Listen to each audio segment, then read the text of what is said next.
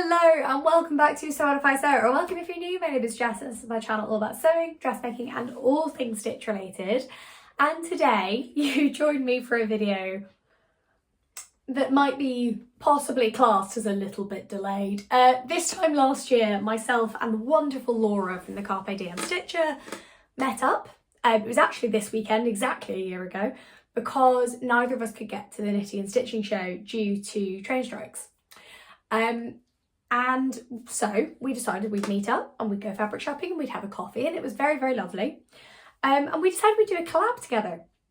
And we thought, you know, let's make jackets. At the time I had the Jessica blazer on my Make 9. Laura was really interested. She had a jacket pattern she wanted to try out, and we went, right, let's have a go. Let's make jackets. And we'll do it as a collab. So I've linked the original collab launch video below. A lot has changed in that time, and I think I quite like that it's been a year. Firstly, because it recognises that making a jacket is not generally a quick thing. Now, you may see some collabs, and there's no shame on it because it all depends on the amount of time you have to sew, who will be able to sew something quite complex very quickly. But the reality with a jacket is it takes time to decide what pattern you want to wear, what pattern you want to use, why. It takes even more time to make one, as you guys will know, for anyone who's been around here a while, who saw my Tilly and the Buttons Eden coat. I love it. I'm actually going to have to make a new one because unfortunately I lost my old Eden coat to mould and it was unsalvageable, so it had to go. So I am going to make another one because I loved it and I miss having it in my wardrobe. But it takes time. It takes time to figure out what you want. It takes time to literally figure out how to sew it. It takes time to toile. It's all over. Making a jacket is not a quick process. And then you add to that the fact that life happens. Myself and Laura have had a pretty turbulent year in terms of various things happening. Very, very different, I should say, you know. But with one thing and another, stuff got in the way. Then we didn't want to do it in the summer because jackets aren't really a summery thing. So we thought, do you know what? Let's just launch it in the autumn when people are going to be making jackets, and this video might be more useful. So today I am delighted to be able to show you the jacket I made, to talk about the pattern I used, the pattern I was going to use and why I didn't finish my other one. I'm going to show you my jacket on. My jacket comes with a little matching skirt, so I'm going to show you that too. And then I have a little clip myself and Laura recorded, so you can see her jacket as well. And I've linked Laura's vlog below, so you can go check out her vlog. In this video then at the end as well, I'm just going to do a little catch up. I went to the Southern Sewcial this month, so I'll tell you a little bit about that. I'll tell you a little bit about the jumper I'm wearing. And I'll tell you as well what I'm going to be sewing this month, because it's not very much this month, for reasons I will explain shortly. So grab a cup of tea and let's talk all things jacket. Okay, so the Jessica blazer was originally what I was going to make, and I'm going to get it out actually so I can show you. Right. Firstly, if you're going to make a blazer, get a bigger project wallet because it is pretty much destroyed. It's pretty much destroyed, this one. So the Jessica blazer, as I struggled with this envelope, why didn't I make it? Why didn't I finish it? Because until a couple of weeks ago I was sewing it. A couple of reasons. So firstly, it is a complex pattern. I am going to make it again. I absolutely am. I think I'm going to do a 2 or 3 part vlog series on it though, because it is awkward, and I'll be honest, the instructions are thematically frustrating.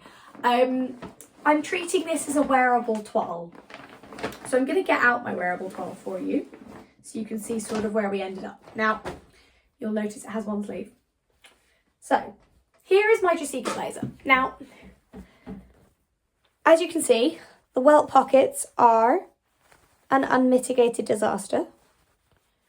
Like, look at them. They are just, oh, they're so frustrating. The inside's not actually that bad, and the collar's not bad either. Like, getting the facing on, again, I could do more with it. I'm going to pop it on. Ow, ow, ow, ow. Sorry, I had both my flu jab and my COVID jab yesterday, so I am quite sore. So Thing is, it's not bad. I'll probably stick another sleeve on it. Like it's a great, it's a brilliant wearable toile. Do you know what? I think I am going to film a vlog series on this blazer and actually make it again. Because I do like it. I like the fit. I actually love the colour of this. Like, it looks good. But there are lots of mistakes on it. So that's why I'm going to treat it as a wearable toile. One of the things that meant I didn't want to finish this for this challenge because it was just getting too frustrating. You can see it sort of here. This fabric is, what is the polite term? Unforgiving is what this fabric is. It is almost impossible to unpick something without ruining it.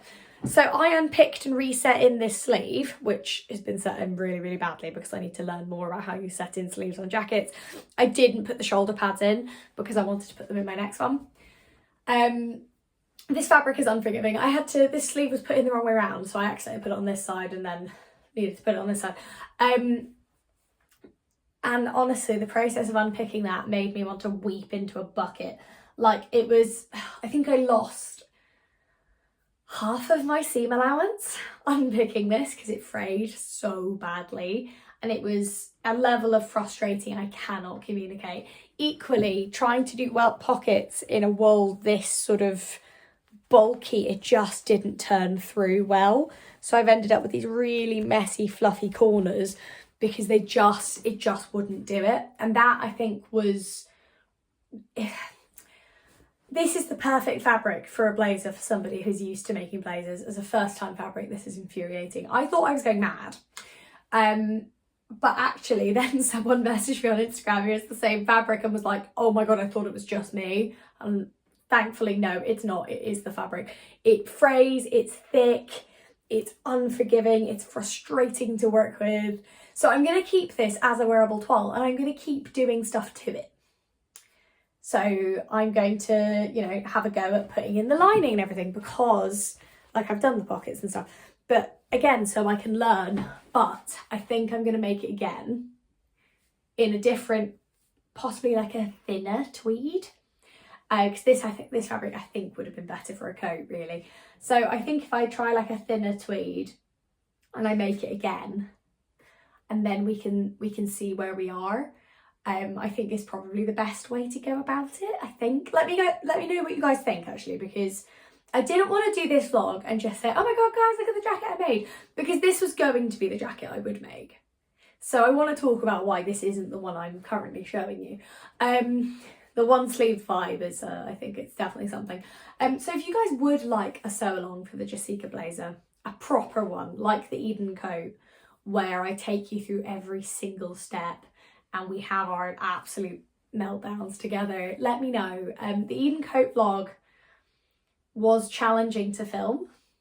However, the benefit seems to have been huge. Then I get tagged in something weekly saying people have used it. So if you think it would be useful, if you want to have a go at a proper blazer, let me know and I will film it. Because the thing is, 90% of this is fine.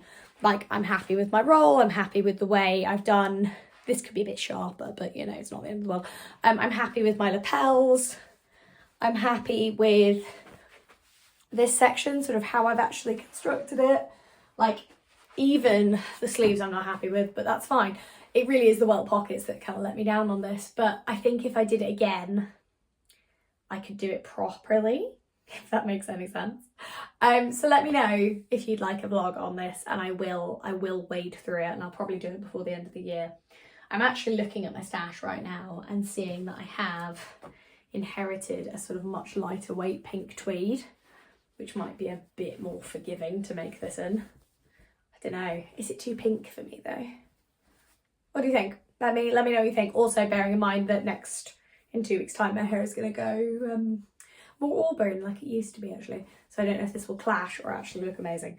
So let me know. I have this fabric. What I might do is keep the lining from this and put it in here. So, or I'll just completely reline it. Right, okay, I'll stop thinking out loud, guys. If you would like to see me make the Jessica blazer again in this or similar, please let me know in the comments below. Now, a little costume change, because I couldn't wear a jumper with this, onto the jacket I did make. So this is the Jackie O jacket from Simple Sew. It's a really simple pattern, and I felt like I needed, firstly, I wanted a different style jacket. I wasn't quite sure about my blazer, and I wanted something that I knew could instantly slot into my wardrobe to complete this collab. At the same time, I saw this incredible wool from Fabric Boutique and went, this is a sign, let's do it. So, without further ado, oh my God, my arms. Sorry, I don't know why my COVID jab doesn't hurt at all. I've got one in each arm, but my flu jab, my God. So here is the Jackie O jacket, excuse the trackies. Here it is, isn't it gorgeous? So first things to say, it's both slightly cropped in that, like, it hits my natural waist, I would say. Also, I probably could have made the sleeves a little bit longer because because even when I've lined the sleeves, there's not much of a facing. So it's a croppy jacket. That's the style of it. As you can see, it really does, it hits my natural waist beautifully. It has no fastening, which again, I'm fine with because I didn't do a full bust adjustment exactly because I knew it wouldn't fasten, like that would look weird on me because it is croppy. So it's like a little open jacket. Now, a couple of things to note on here, which is firstly, the real pattern is not lined. So I drafted my own lining, which I'm very happy about. It is, let me take it off and show you the insides. Yeah. So the facings are part of the pattern, but I put a lining in because I knew the wool would be scratchy. And then I basically just bagged it out the way I would usually, including doing the sleeves. So this is one of the many times that I am so grateful for making the Tilly and the Buttons even, because I now know how to bag out, like, attach sleeves and then pull them through so they work. Do you ever have those moments as a sewist where you realise just how far you have come, just how far you've developed? I drafted this lining myself and put it all in myself and bagged it out without any kind of instructions, which I know does not seem like much, but if I think about the fact that 3 years ago, this time 3 years ago, I was making my Eden coat and bagging out felt like the most confusing thing in the world. So how far have we come that I've drafted my own lining from the pattern pieces and bagged out without having any need for instructions or anything. So this is my jacket. I am delighted with this. I think I'm delighted with it because of I think it's a really nice fit on me. I need to work out what tops I can wear underneath, but you're about to see why I've gone with this top. But it's a lovely fit. It sits really nicely on my waist, on my body. I like that it's not around my sleeves because I'm a sleeve roller anyway. So I like that my arms are free.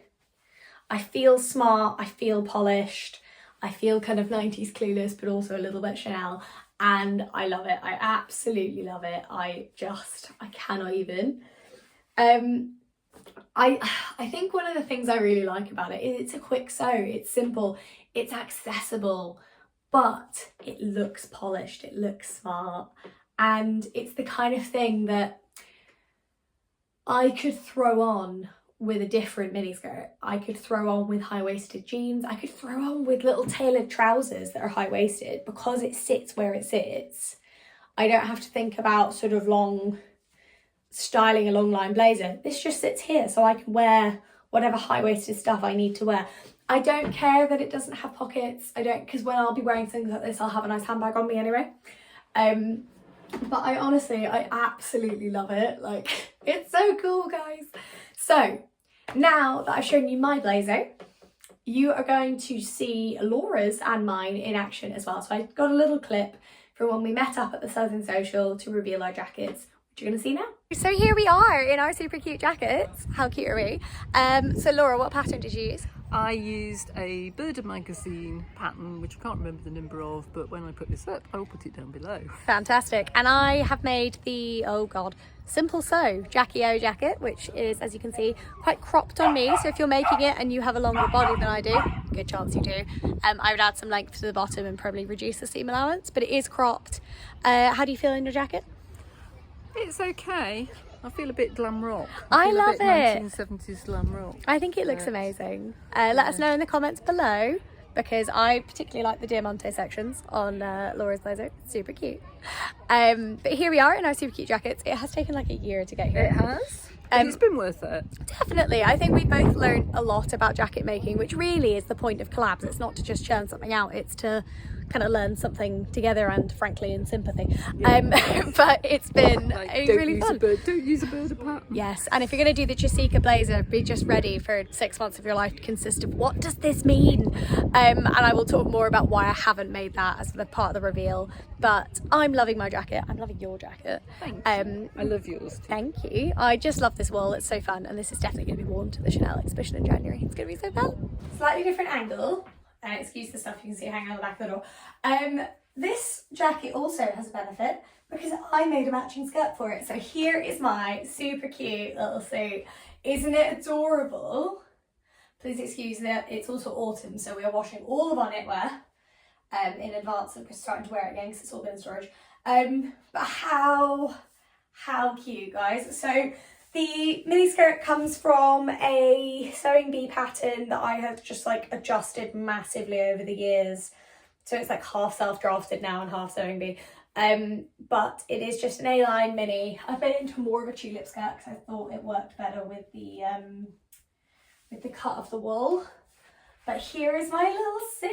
Isn't it adorable? So in the video you've just seen, the skirt wasn't ready yet, which is why I'm wearing pink trousers, but I also think the jacket looks awesome with pink trousers. So, but yeah, I am, oh my God, guys, I would love.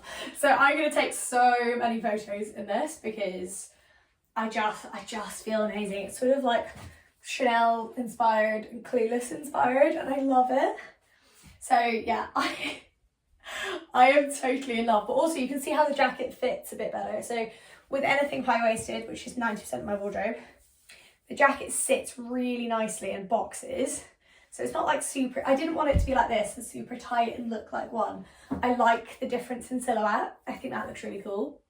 So it has worked really, really well. So that is my jacket reveal. Things I have learned about jacket sewing that I thought might be useful to share are that a sleeve ham or a tailor's ham is actually pretty essential if you're doing tailored jacket sewing. So the Jackie O jacket didn't really need a Jessica blazer, used it constantly. For both though, I used a sewing tool that I never really found a use for prior, which is my clapper. Now, for anyone who hasn't used a clapper, its primary purpose, and the purpose of this end, is to press fabrics, big, thick, bulky fabrics that you can't necessarily press with an iron. Or you can, but it doesn't really work the same way. So the idea is that you'd have your wool here, you'd steam, and then push the clapper down, and it basically presses it in a way that your iron's not really going to be able to do. I found this invaluable. Mine is from Millwood. It's a pretty standard one. I love it. The top can also be used for pressing collars, for turning stuff out. It's a nice little, it looks a bit like a sewing anvil, that's what Adam calls it. But honestly, I used this every single step of the way on my Jessica that I have sewn, like so useful. And I used it as well. It really helps to compress down the wool, so you really, like, if you're doing a facing, so you can turn it over so that you can basically whenever you stitch, it just really helps. So I would recommend getting one if you're going to do some proper sort of tailoring, sewing with wool, sewing with bulky seams. I'd really recommend it. Do you know, I use it all the time anyway, but I'm really glad I got one for my actual tailoring, and like it made a huge difference.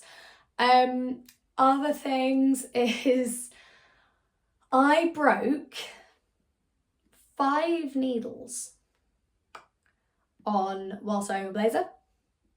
Broke 5. So start with a heavy gauge needle. Do not do what I do, or I did. I was like, oh, it's only like 2 layers of wool, it'll be fine. It's not fine. Start with a heavy gauge needle.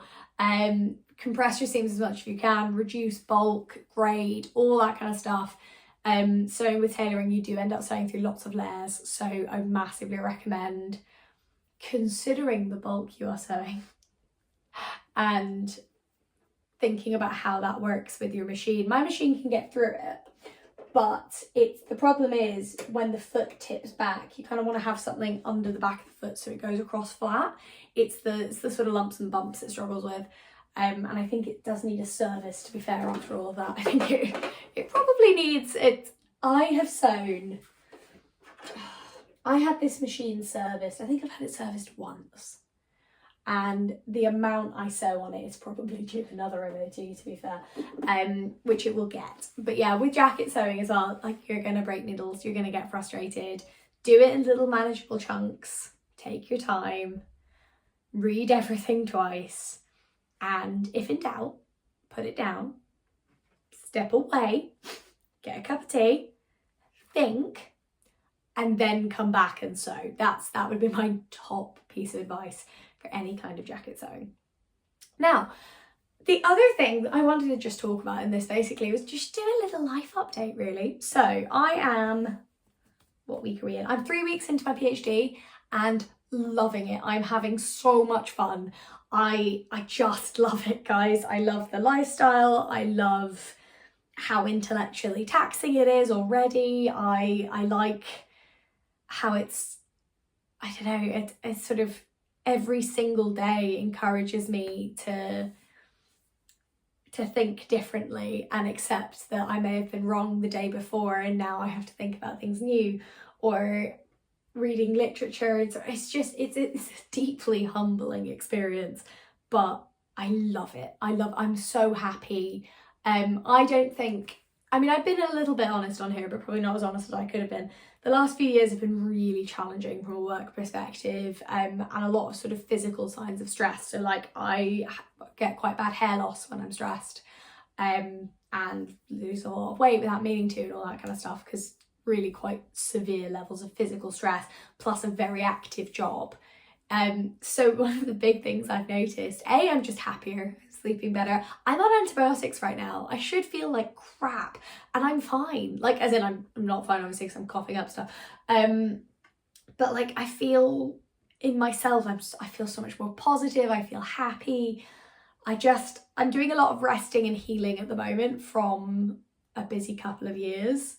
So I'm not necessarily in the routine that I will be in for the next 4 years yet. I'm sort of just taking the opportunity to sleep when I need to and rest and just dial everything back and do the PhD work. But also when I'm in work 2 days a week, just taking that really easy and remembering that there's only so much you can get done in 2 days a week. And it's just not the end of the world if it doesn't happen, you know? Like, just taking stock as well. I've gone back to journaling, which has been great, because in an academic perspective, so my MA supervisor recommended I do a research journal and I loved it at MA, so I've kept it up for PhD and I love it because it's just a space where you can go, and it's very cathartic and I find it helps keep my brain in order.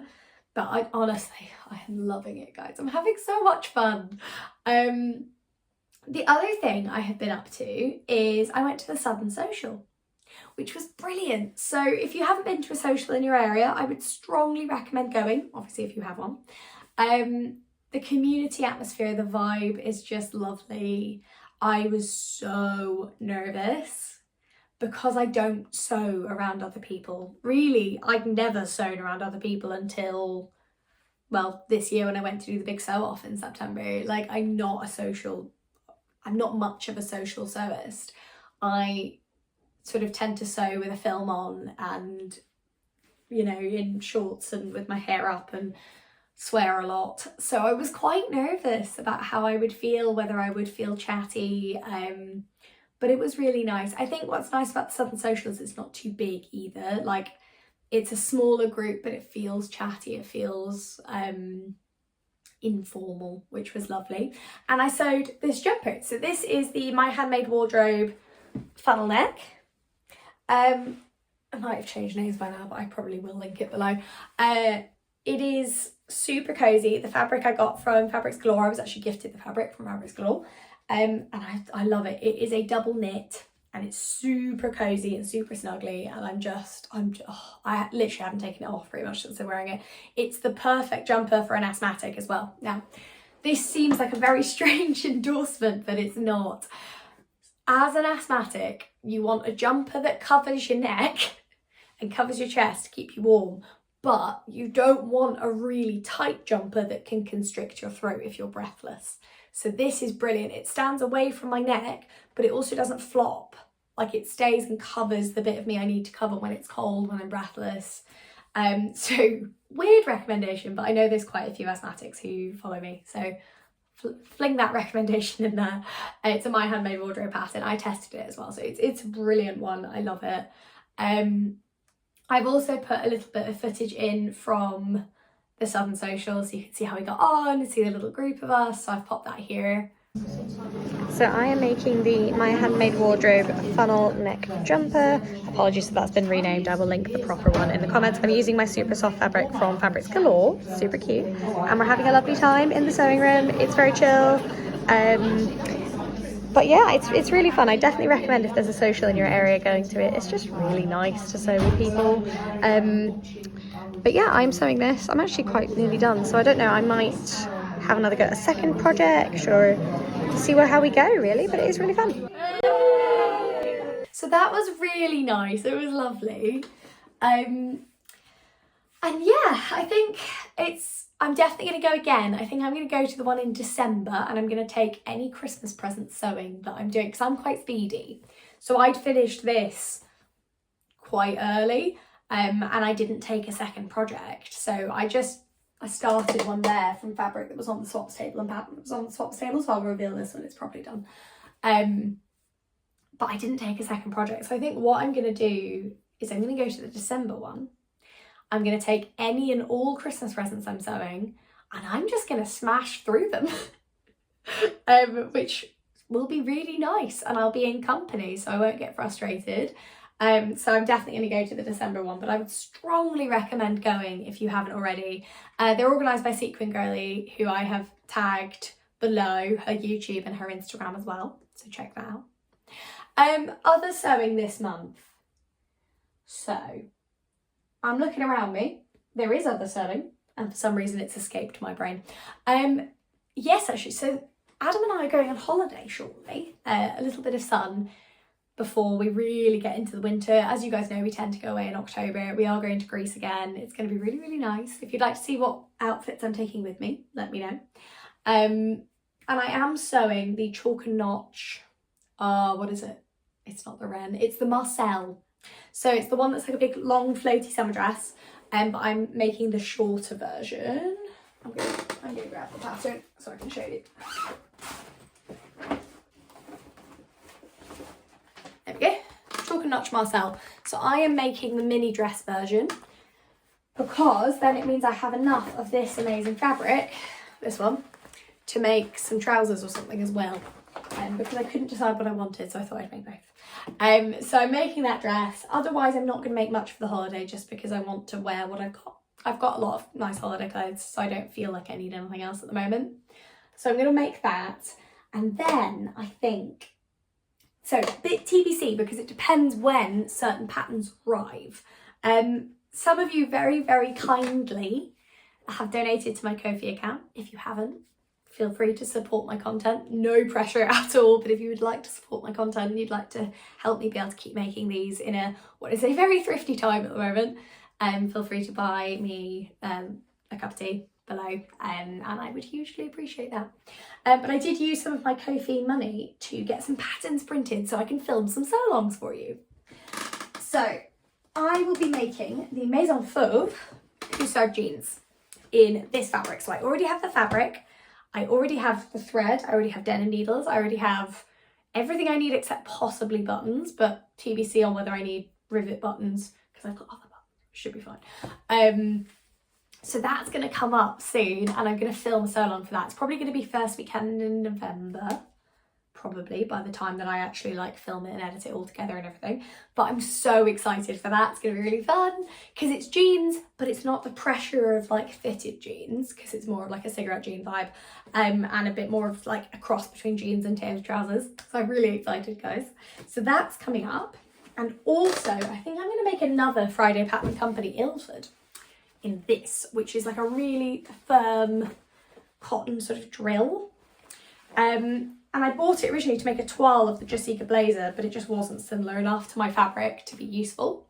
But I thought actually it's quite a nice like neutral colour. It's boxy, it's the kind of thing I could wear a bright jumper underneath, but it's a colour that will sort of go with everything. So that's kind of what I'm thinking at the moment as well.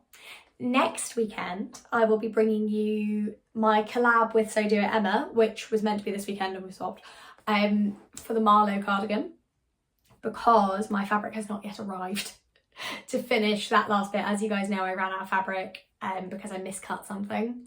So I've ordered more. I'm like, fingers crossed it does fully match. And then that fabric should arrive early next week, and then I can do the last bit, the facing. Everything else is done. I can do the facing and then show you that next weekend. I'm so excited to add that to my wardrobe. It's going to be amazing. But yeah, so there is sewing happening. It's nice. I'm having fun. And actually, this is the other thing to tell you. So not next weekend, the weekend after, I will be, for the first time in 2 years, I will be bringing you a My Week in Sewing video. I'm so excited, guys. So week commencing the 16th, I will be filming on My Week in Sewing. So I hope you guys love it. I hope you really enjoy it. If you've got any requests for that week, let me know in the comments below as well. So folks, thank you so much for watching. Thank you for catching up with me today. If you enjoyed this video, please do give it a like in the comments below, and not in the like, please give it a like, and I can't speak today, in the comments below. Let me know what you're excited to see in October, November, what you want sew-alongs for, how you would feel about a big like 2 or 3 part sew-along for the Jessica blazer, all that kind of stuff. Just let me know.